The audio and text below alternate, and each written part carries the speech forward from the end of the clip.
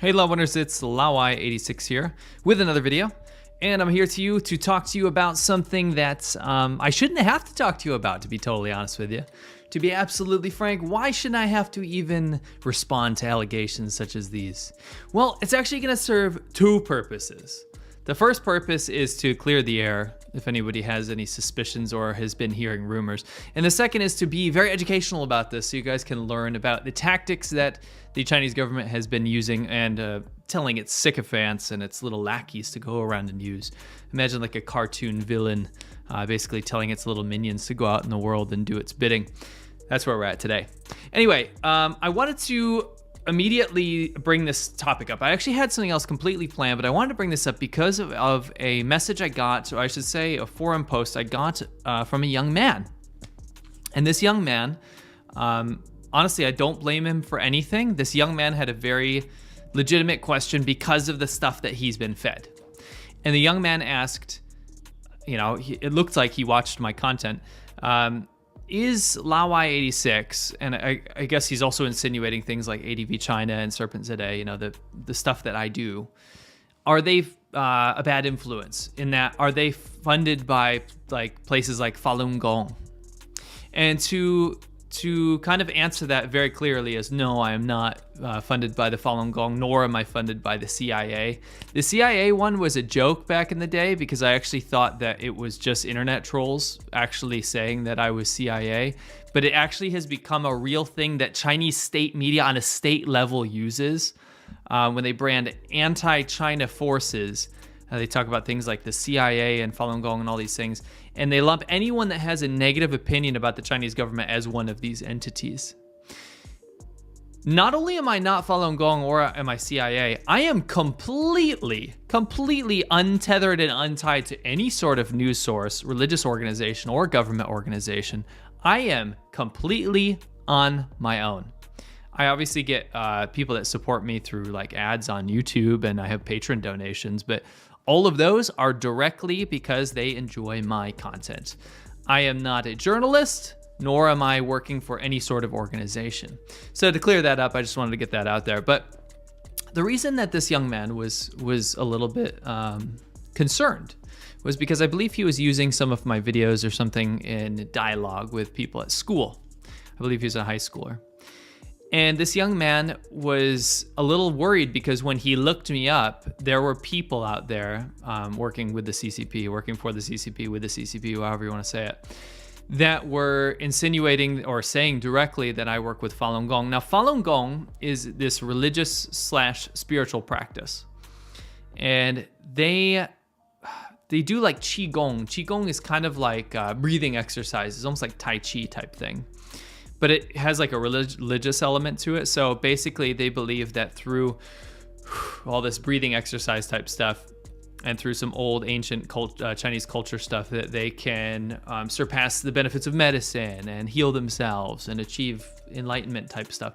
I'm not in like complete understanding of it, but what I do know is that China cracked down on Falun Gong because they saw that it was a movement that was gathering steam in China. What happened was they labeled it like a cult, and they started rounding up all these people that were practicing Falun Gong or promoting Falun Gong, and they would throw them into jail, into black jails, which are unregistered jails, to make them vanish basically. And you also had a situation where they would be actively selecting Falun Gong practitioners for organ harvesting because there is a huge open organ harvest trade within mainland China where they will export organs of prisoners for a profit. And the People's Liberation Army, the actual PLA, the Army of China, is involved in that. Anyway, they would choose the Falun Gong people because they don't drink, they don't smoke, they don't harm their bodies, right? So they have healthier organs. Anyway, long story short, after this huge crackdown, it forced Falun Gong into different countries, like in the US. And they basically made it not only a political movement, but a religious movement to fight against the Chinese government because of all the persecution. Now that in turn created this huge network of media that they control. So there's like Falun Gong media. You guys might have heard of like Epoch Times and things like this. There's also YouTube channels surrounding this. Now, they obviously have a very heavy lean against the Chinese government because of the persecution that their practitioners received in China, right? But what happened is because China successfully demonized it and dehumanized the people that practice Falun Gong so well, so successfully in China, that Falun Gong is almost like a swear word in China. If you said someone is Falun Gong, it just means that you're immediately to distrust anything that they say. It's almost like a pejorative term. It's something that you would say to diss someone, more or less. So what happened was they would use labels like Falun Gong to insinuate that someone is not trustworthy. So it kind of started at like the forum level. So you'd have like the Chinese nationalist forums that they were foolish enough to think I couldn't read for some reason. It's right out there on the internet. I could read what they were planning. I saw their phone calls to the police in China trying to report me as a spy. I could read every single plan and post that they had. They just put it out there for the world to see, thinking that they could hide behind their language barrier. Now, after I realized that they were going to start using that label to try to discredit me, I said, well, that's kind of hilarious, because not only am I not Falun Gong, I've actually gone out of my way to criticize Falun Gong. Now, let me explain this real quickly. I don't hate Falun Gong or Falun Gong practitioners. I wish them no harm. I do, however, find their way of recruiting very annoying when I get pamphlets on my car and this constant barrage of Falun Gong media. I also think that their religious practices are, for lack of a better term, somewhat ridiculous. I'm very much a scientific literalist. Like, I believe in science and I believe in medicine. So these kind of wishy-washy practices of being able to control your breathing to, perhaps levitate and cure cancer, to me is absolutely ridiculous. And I've apologized for this in the past. I've apologized to them just because I feel kind of bad about how I was poking fun. But I won't apologize for me thinking that their religion is ridiculous. So Falun Gong people, like their organization in general, has never reached out to me to try to support my work or collaborate or anything like that. What happened is that the Chinese government likes to use that label to try to discredit people. So when they throw that label at me, then immediately the domestic populace can go, oh yeah, it's just Falun Gong people. They hate the Chinese government. So of course, whatever he says is completely biased. And they have to be so fervent in pushing that narrative because it's really important for them to make sure that no one finds my voice of reason reasonable. It has to be just some kooky religion that is controlling him and funding him, like it does with other assets that they have. And that's just the downfall of the whole situation, is that I wanted to be very, very clear about this. I am not affiliated with Falun Gong, nor do I follow or support what they do. I do, however, support anybody's choice for religion or spiritual belief, and no government should ever try to dictate what somebody should believe in. That's ridiculous, and it's dehumanizing. So my heart goes out to Falun Gong practitioners that had to suffer the tyrannical rule of the CCP, but I'm not affiliated with them. I did appear on China Uncensored. I appeared on, I believe, two podcasts of his on China Unscripted and then one episode of China Uncensored. And there are allegations that China Uncensored and his team, Chris Chappell and his team, are Falun Gong affiliated. Now, number one, I don't even know if that's true. I'm very skeptical about that. Number two, even if it were true, what does somebody's what do allegations of somebody's religious beliefs have to do with me appearing on a show to do an interview? It's like saying, imagine this. Imagine that a Fox News conservative, let's just say a conservative in general. Someone in the Republican Party goes on CNN to do an interview, and they debate about something or do whatever on the interview. Does that mean that conservative person is now a liberal because he appeared on liberal media? Let's flip it around. What if somebody that's a diehard blue-blooded Democrat appeared on Fox News? Does that mean that person is now a conservative convert? What if you're a Christian and you went to go speak to someone, or your friend is a Muslim? Does that mean that you're now a Muslim because you had spoken to him? these allegations, and when you try to point fingers about attacking the person rather than their argument, is really where this whole argument falls flat on its face. Now, the reason I brought this up is because it doesn't matter. These allegations don't matter of Falun Gong, but the funny thing is that China's been pushing this soft power so hard that it's gone past the need to convince its domestic populace that what I say is wrong because I'm Falun Gong.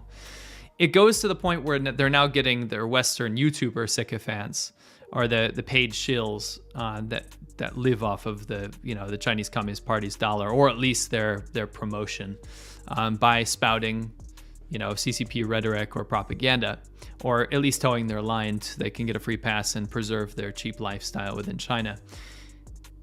It serves them to listen to what the CCP has to say and to use their same labeling, because obviously there was a directive or something sent out to these guys when they all started jumping on this idea that both me and Serpent ZA and ADV, just the whole media stuff that we do is sponsored by the CIA and Falun Gong. All of them started latching onto this idea. And that's where it started to confuse people out in the general populace. I was thinking it would stay within the zeitgeist of like, oh, the Chinese nationalist trolls will just assume I'm Falun Gong and then just use that to discredit me. But it's transformed over to Western media, to where English-speaking Americans are like, oh, I heard Falun Gong is bad, so is that in Law86, he's very critical of the Chinese government, so that must mean he's Falun Gong.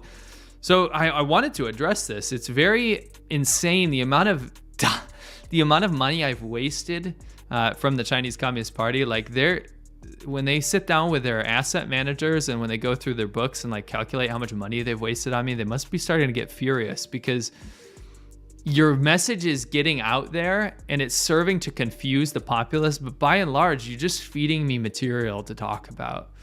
All the Chinese government doing is spending potentially millions of dollars on me to combat my message about how evil the Chinese government is. And all you're getting in return is me just flipping your arguments on their head because they're so pig-headed and stupid. It's so transparent and easy. So congratulations, Chinese government. You just constantly feed me material. And it's worth talking about because I think it's educational. It's something you guys can be aware of. It's something you guys can go out and see, right?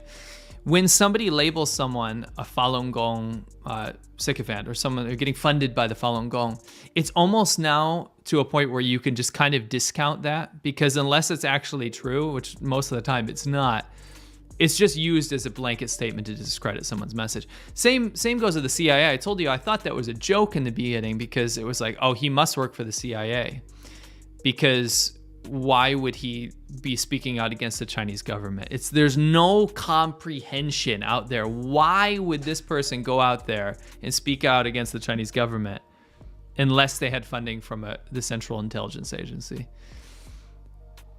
So no, I don't work for the CIA. I'm not funded by them whatsoever. Never been contacted by them.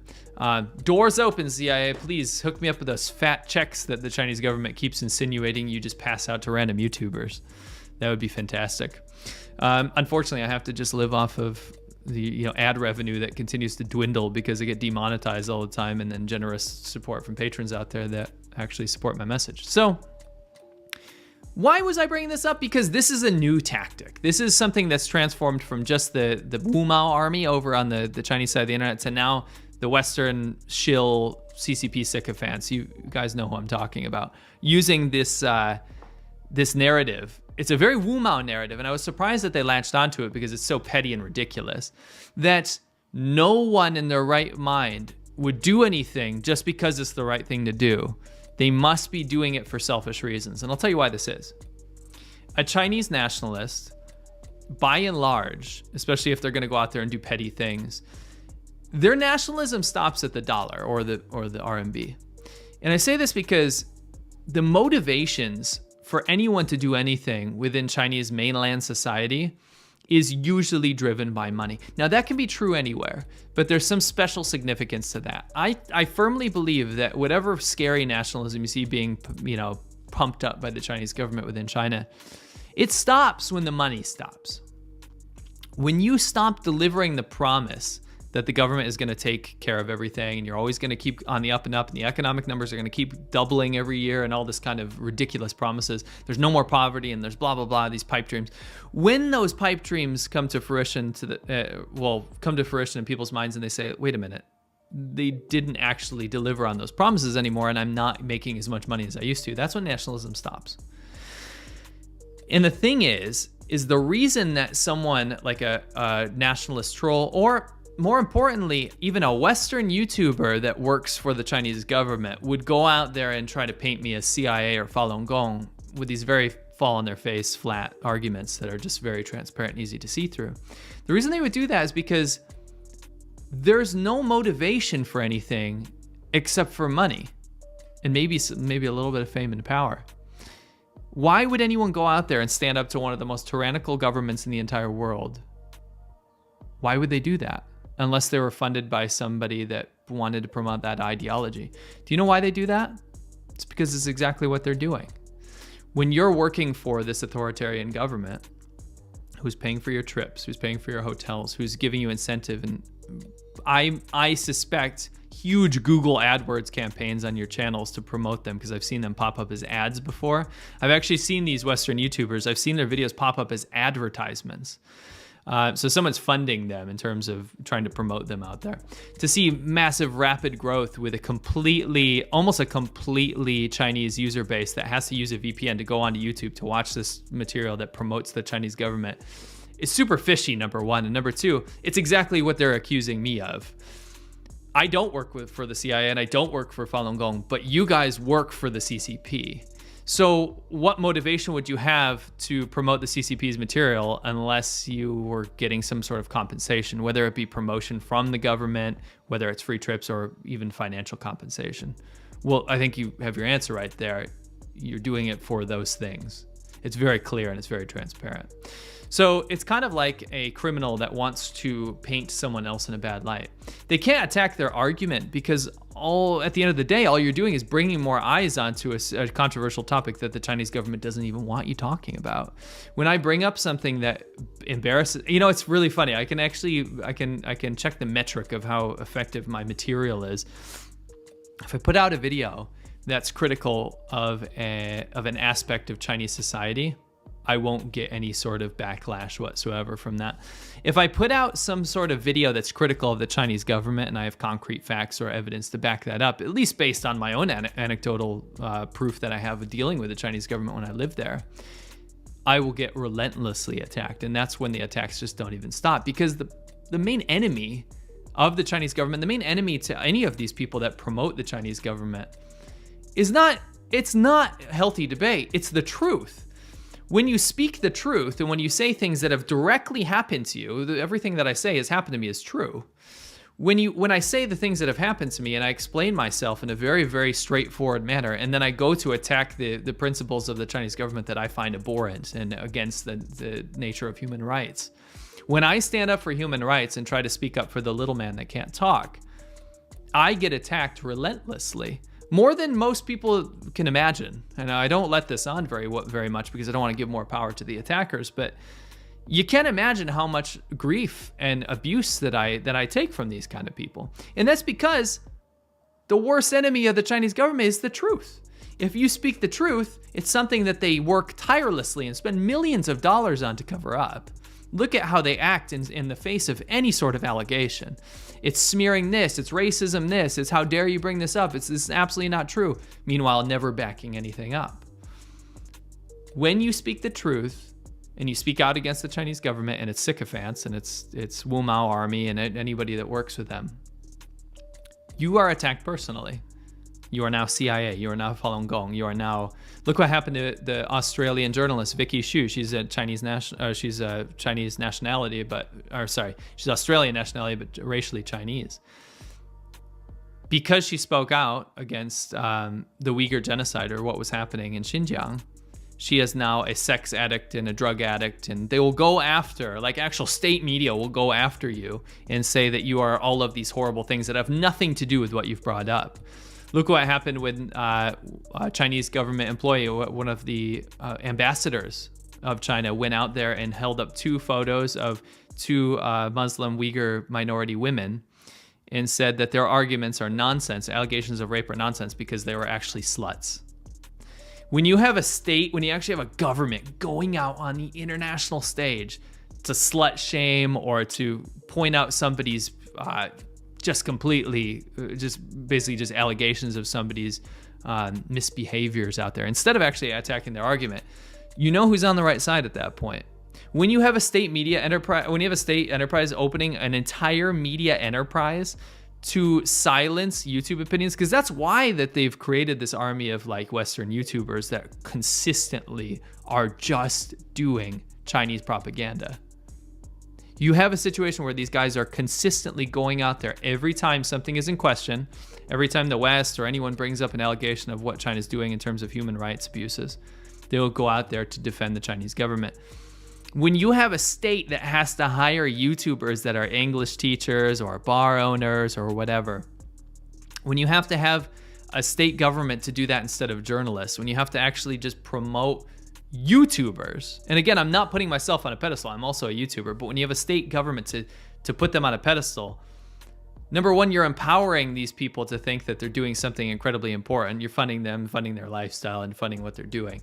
But it also looks unbelievably embarrassing if you do any research into these people.